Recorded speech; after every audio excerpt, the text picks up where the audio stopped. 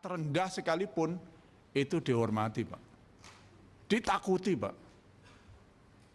Ini kalau disiplin tidak sampai ke bawah, bahaya negara kita, bahaya masyarakat kita, Pak. Maka mohon sekali lagi ini perhatian. Saya tahu para pimpinan sudah mengambil langkah, ini perlu saya angkat supaya di awal-awal masa periode kepemerintahan ini betul-betul menjadi highlight supaya itu tidak terjadi lagi. Mudah-mudahan 5 tahun ke depan, 5 tahun berikutnya dan seterusnya tidak ada lagi cerita, tidak ada lagi berita TNI, satuan TNI melakukan kekerasan kepada rakyat, apapun bentuknya. Nah, yang ketiga soal tadi Pak Menhan mengangkat soal ancaman yang sifatnya non-militer, salah satunya judi online. Judi online ini persoalan yang semakin serius.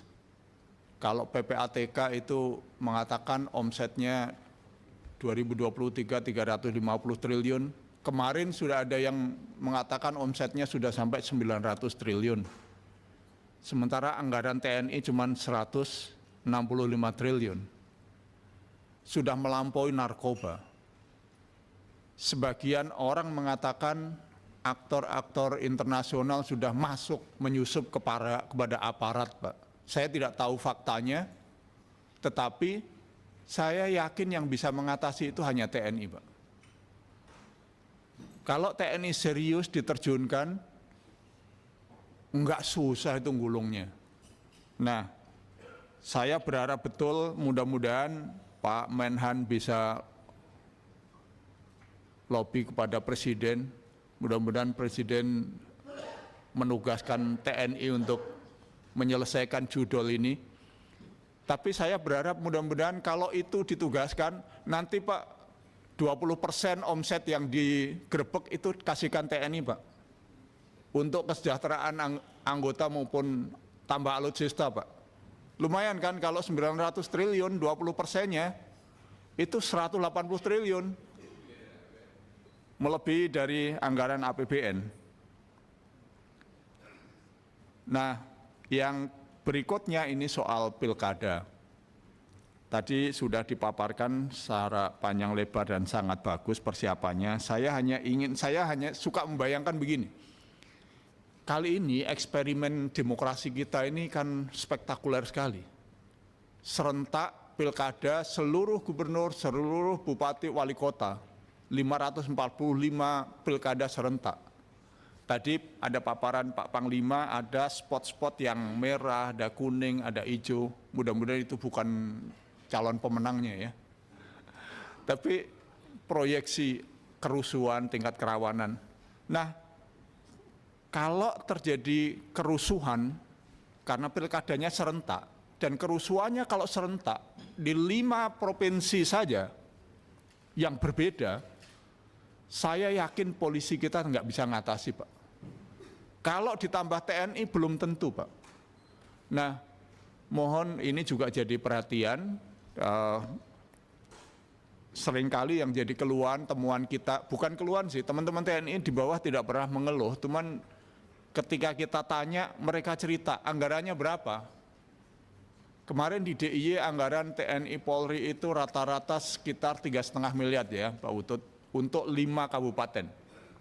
Total 3,5 miliar, kecil sekali.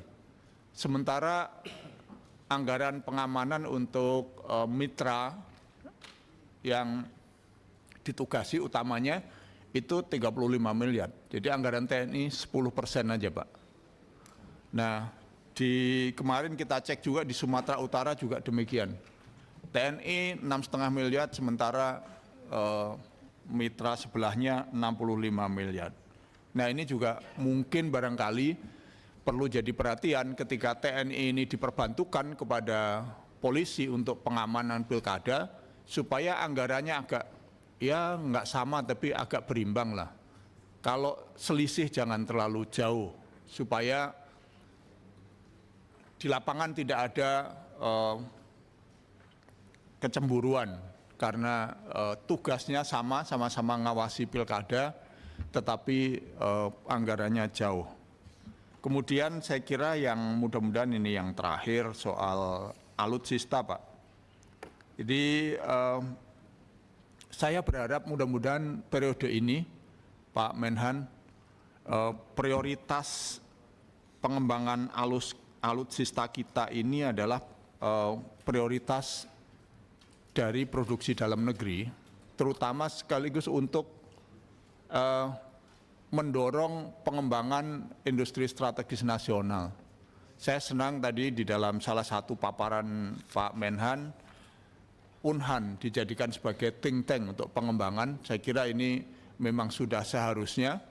Kalau di beberapa negara yang sudah lebih dahulu maju, kemajuan industri dimulai dari industri pertahanan dan dimulai dari riset